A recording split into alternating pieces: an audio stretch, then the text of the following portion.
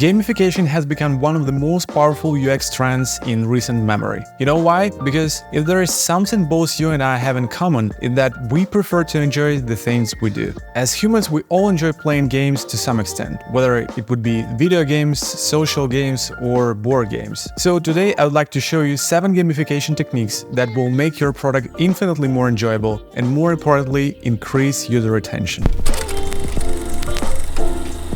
Okay, so to stick to the video of what even is gamification and why would you consider it for your product? To put things in simple terms, gamification means bringing game mechanics into non-game context. An example of that would be progress bar that pushes you to finish your profile on LinkedIn, or the daily streaks on Duolingo. Anything that encourages engagement with your product and is inspired by what people do in the video game industry counts as a gamification technique. The reason why so many companies try to gamify their product as much as possible is to maximize retention and usage of their product. Now that we've got that out of the way, let's talk about a few gamification techniques that you can add to your product. Alright, so the first gamification technique I would like to cover is point system. Countless games have a point system as a way of showing progress or representing both finished and unfinished objectives. This system serves as a motivational tool, encouraging users to complete their tasks. This approach is also commonly used in gamified digital products where points gauge a user's achievements. The most common product types that use this technique are language learning applications, productivity tools,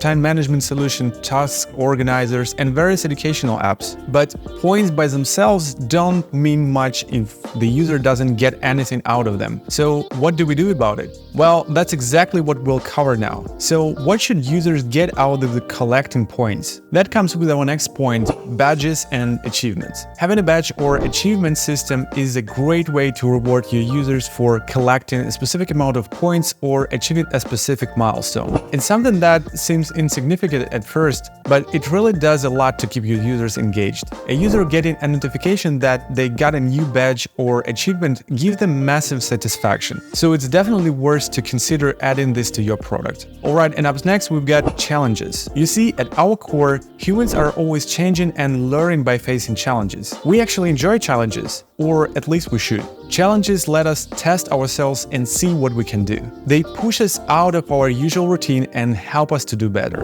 Plus, they make things that might seem boring into exciting things to do. This is a simple concept that you can apply to your product. A challenge system will not only increase retention, but also allow your users to explore the product and learn about its aspects that they wouldn't have discovered otherwise. And up next, while we're on the topic of challenges, let's talk about leaderboards. Nothing is as good as overcoming a challenge and learning that you're the best out of many people, right?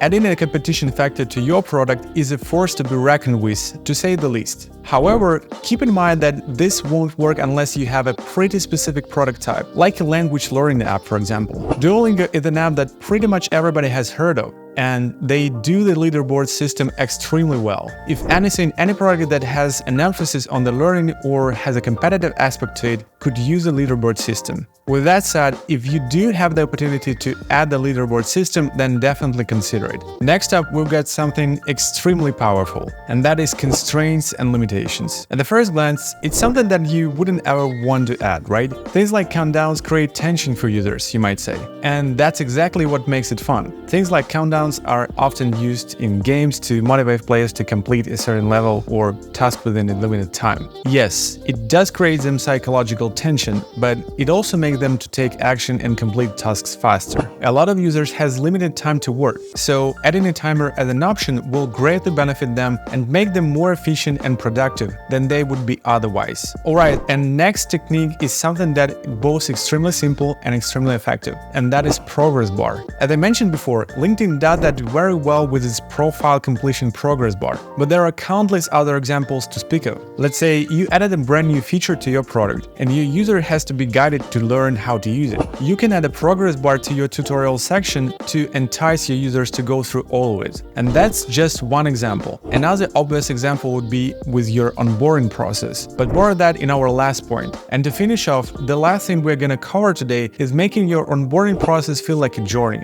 This simply means guiding users through the app step by step, having new features unlocked gradually as the user becomes more and more familiar with the product. This feeling of progress is extremely satisfying and motivational. It feels a bit like an adventure, but more importantly, it makes the experience of the user smoother and more enjoyable. If there is any place that you should put a progress bar, this is one of them. Alright, thank you so much for watching. I hope this video was useful to you. Don't forget to hit the like button and subscribe, and see you in the next one.